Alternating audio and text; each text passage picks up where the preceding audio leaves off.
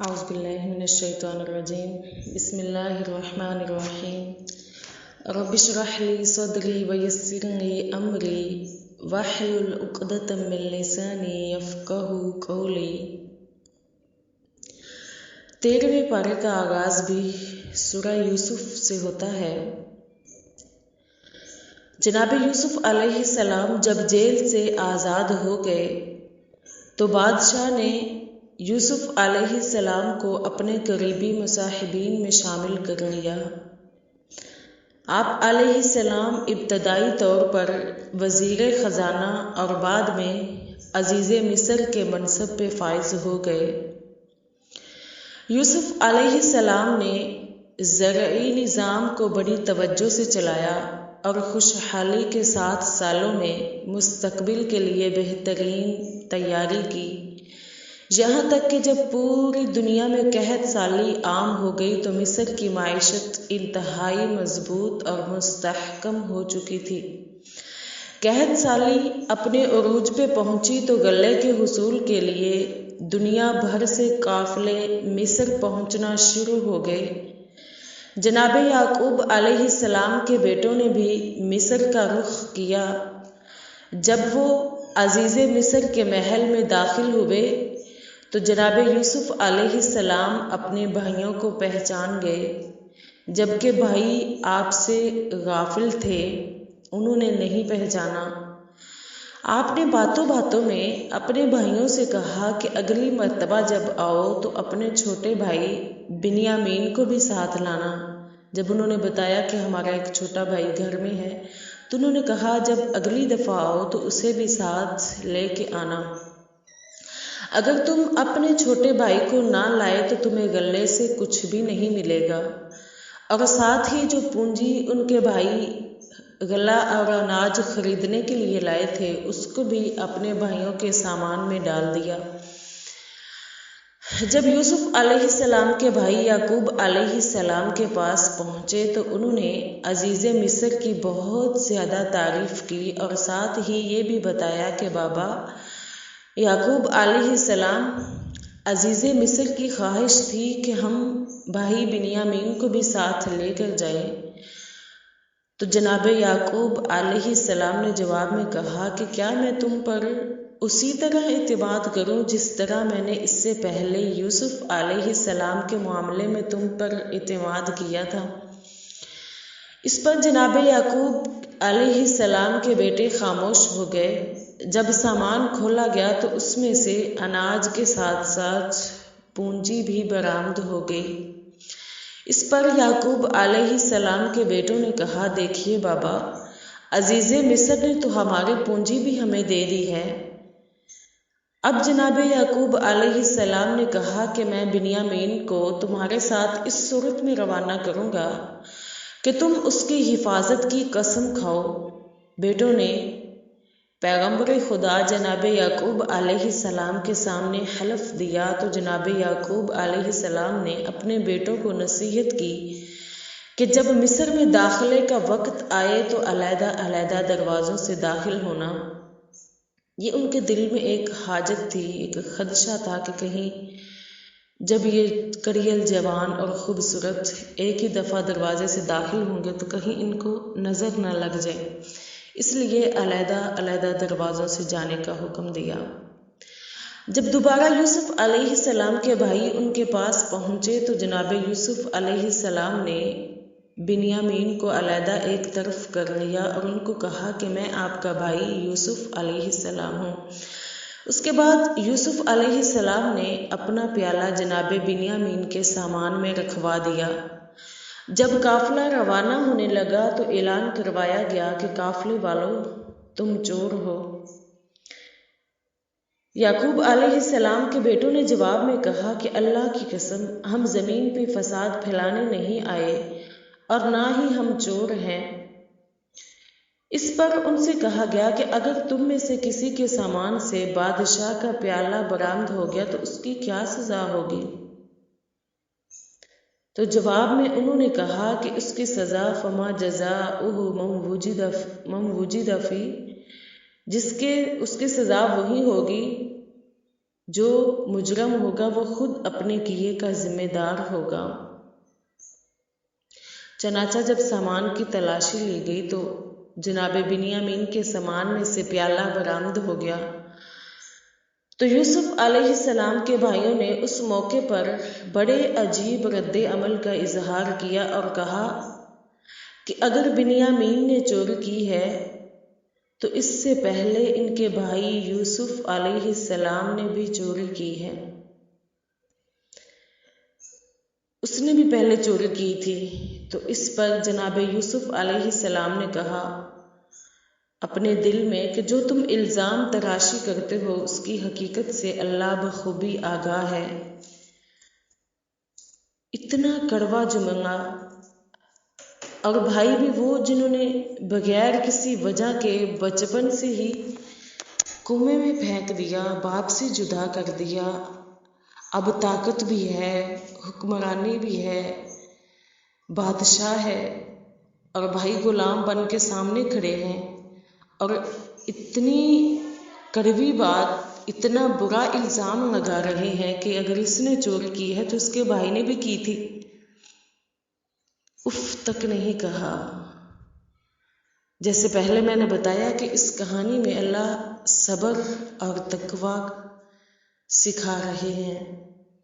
فَأَسَرَّهَا يُوسُفُ فِي نَفْسِهِ، اپنے دل میں چھپا لی بات، وَلَمْ يُبْدِهَا لَهُمْ، ان پہ ظاہر بھی نہیں ہونے دیا۔ تو یوسف علیہ السلام کے بھائیوں نے یہ بھی کہا کہ ہم بھائیوں میں سے کسی ایک کو پکڑ لیں۔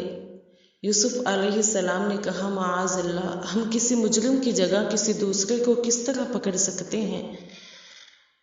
یوسف علیہ السلام نے یہ ایک تدبیر کی تھی اپنے بھائی کو اپنے پاس رکھنے کی۔ اتنی مدت کے بعد بھائی ملا تھا، اسے پاس رکھنا چاہتے تھے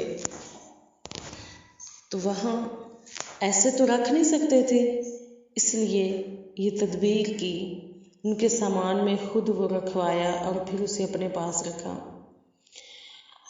تو جب وہ واپس آئے تو ان کے بھائیوں میں سے ایک نے کہا، جس نے کنویں میں ڈالتے وقت جب سب نے کہا تھا کہ اس کو قتل کر دیتے ہیں، تب اس بھائی نے مشورہ دیا تھا کہ قتل نہ کرو، اسے کنویں میں پھینک دو۔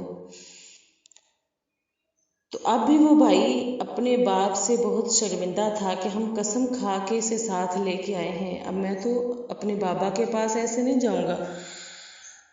تو اس نے کہا کہ میں واپس نہیں جاؤں گا یہاں تک کہ بابا یعقوب علیہ السلام مجھے اجازت نہیں دیں گے یا اللہ میرے حق میں کوئی فیصلہ نہیں فرما دیتے۔ یوسف علیہ السلام کے بھائی یعقوب علیہ السلام کے پاس پہنچے اور ان کو جناب بنیامین کی گرفتاری کی خبر دی تو یعقوب علیہ السلام نے بلند آواز سے یوسف علیہ السلام کا نام لیا اور آپ اتنی شدت سے روئے کہ آپ کی بینائی بھی چلی گئی، آپ کی آنکھیں بھی بینائی سے محروم ہو گئی۔ تو یعقوب علیہ السلام نے اپنے بیٹوں کو نصیحت کی کہ آپ اللہ کی رحمت سے نا امید مت ہوں، یوسف علیہ السلام اور ان کے بھائی کو تلاش کریں۔ تو رب کی رحمت سے نا امید کافر ہوتے ہیں۔ حالات جیسے بھی ہوں، رب کی رحمتوں پہ امید رکھنا کہ وہ میرا رب ہے جو اندھیری رات کے بعد روشن دن نکالتا ہے، وہی چاہے کتنی بڑی تکلیفیں کیوں نہ ہوں وہ ان سے بھی ضرور نکالے گا۔ تو یوسف علیہ السلام کے بعض بھائی دوبارہ مصر آئے تو حالت بدلی ہوئی تھی۔ غربت اور مفلوق الحالی نے ان کو بری طرح متاثر کیا ہوا تھا۔ انہوں نے یوسف علیہ السلام کے پاس آ کر اپنی غربت کی شکایت کی اور صدقے کا تقاضا کیا۔ یعنی پہلے تو وہ تھوڑی بہت پونجی ساتھ لے کے آتے تھے، تھوڑے بہت پیسے ان کے پاس ہوتے تھے، لیکن اس دفعہ ان کے پاس وہ بھی نہیں تھے اور آ کر انہوں نے کہا کہ ہمیں صدقہ دیجیے۔ یوسف علیہ السلام نے پوچھا، کیا آپ بھول گئے جو آپ نے اپنے بھائی یوسف کے ساتھ کیا تھا؟ تو بھائیوں نے کہا کہ آپ یوسف کو کیسے جانتے ہیں؟ کہیں آپ ہی تو یوسف نہیں ہیں؟ تب فرمایا، کہا میں ہی یوسف ہوں اور یہ میرا بھائی ہے۔ اللہ نے ہم پہ احسان کیا، بے شک جو صبر اور تقوی کو اختیار کرتا ہے تو اللہ ایسے نیکوکاروں کے اجر کو ضائع نہیں کرتا۔ پھر اس وقت جناب یوسف علیہ السلام کے بھائی انتہائی شرمسار ہوئے اور انہوں نے آپ سے معافی چاہی تو یوسف علیہ السلام نے کہا، لا تثریب علیکم اليوم، تم سے کوئی مواخذہ نہیں ہوگا اور اللہ بھی تمہیں معاف کرے۔ یوسف علیہ السلام نے اپنے بھائیوں کو اپنی قمیص اتار کر دی اور کہا کہ جناب یعقوب علیہ السلام کے چہرے پہ ڈالنا، ان کی بینائی واپس آ جائے گی اور آئندہ ان کو بھی اپنے ساتھ لے کے آنا۔ یعقوب علیہ السلام کے بیٹے جب آپ کی قمیص لے کر روانہ ہوئے تو جناب یعقوب علیہ السلام نے اپنے گھر میں موجود بیٹوں کو مخاطب ہو کر کہا کہ مجھے بیٹے یوسف علیہ السلام کی خوشبو آ رہی ہے۔ اس پہ بیٹوں نے کچھ بے ادبی والے الفاظ کہے کہ آپ تو ہر وقت یوسف یوسف کرتے رہتے ہیں۔ جناب یعقوب علیہ السلام خاموش ہو گئے۔ جب مصر سے آپ کے بیٹے آئے اور انہوں نے آپ کے چہرے پہ قمیص ڈالی تو جناب یعقوب علیہ السلام کی بینائی واپس آ گئی۔ یعقوب علیہ السلام کے گھر میں موجود بیٹوں نے جناب یعقوب علیہ السلام سے معافی کو طلب کیا۔ آپ نے اپنے بیٹوں کو معاف کر دیا۔ سب اہل خانہ مصر کو روانہ ہوئے۔ جب جناب یوسف علیہ السلام کے پاس پہنچے تو انہوں نے جناب یعقوب علیہ السلام کو تخت پہ بٹھا لیا۔ جناب یعقوب علیہ السلام اور ان کے 11 بیٹے یوسف علیہ السلام کے سامنے جھک گئے۔ اس شریعت میں تعظیمی سجدہ جائز تھا، جبکہ مسلمانوں کے لیے تعظیمی سجدہ بھی منع ہے۔ حضرت یوسف علیہ السلام نے اس موقع پر اپنے پروردگار کا شکر ادا کیا اور دعا مانگی کہ اے میرے پروردگار، مجھے اسلام پہ موت دینا اور نیک لوگوں کے ساتھ ملا دینا۔ جناب یوسف علیہ السلام کا واقعہ عروج و زوال کی ایک داستان صبر اور استقامت کی دستاویز ہے۔ اس سے یہی سبق ملتا ہے کہ اللہ تعالیٰ صبر کا پھل ضرور دیتا ہے، چاہے اس میں کچھ دیر ہی ہو۔ سورہ یوسف کے بعد سورۃ الرعد ہے۔ اس کے آغاز میں اللہ تعالیٰ نے اپنی نعمتیں جتلاتے ہوئے بتایا کہ اللہ تعالیٰ نے انسانوں کے لیے انواع و اقسام کے طرح طرح کے پھلوں کو پیدا کیا۔ اس صورت میں اللہ تعالیٰ نے یہ ارشاد بھی فرمایا ہے کہ اللہ تعالیٰ نے ہر قوم میں ایک ہادی کو مبعوث فرمایا، ایک رہبر ہر قوم کو دیا۔ یہ بھی بتایا کہ بجلی کی کڑک اللہ کی حمد و ثنا کو بیان کرتی ہے اور فرشتے اللہ کے خوف سے کانپتے ہیں۔ اس صورت میں رب رحمان نے یہ بھی بتایا کہ دلوں کا امن اور سکون اللہ کے ذکر اور اس کی یاد سے حاصل ہوتا ہے۔ اس کے بعد سورہ ابراہیم ہے۔ اس صورت میں مالک کائنات نے جناب ابراہیم علیہ السلام کا ذکر کیا ہے۔ ابراہیم علیہ السلام نے اپنی اولاد کی دنیاوی اور اخروی فلاح و بہبود کے لیے، ان کی کامیابی کے لیے بہت سی دعائیں مانگی اور ہر وقت اللہ کی شکر گزاری کے جذبات سے معمور رہے۔ حضرت ابراہیم علیہ السلام کی سیرت میں ہمارے لیے یہ درس اور سبق موجود ہے کہ ہمیں ہر وقت اللہ سے دعائیں مانگتے رہنا چاہیے اور کسی بھی وقت اس کی حمد اور تعریف کو نہیں چھوڑنا چاہیے۔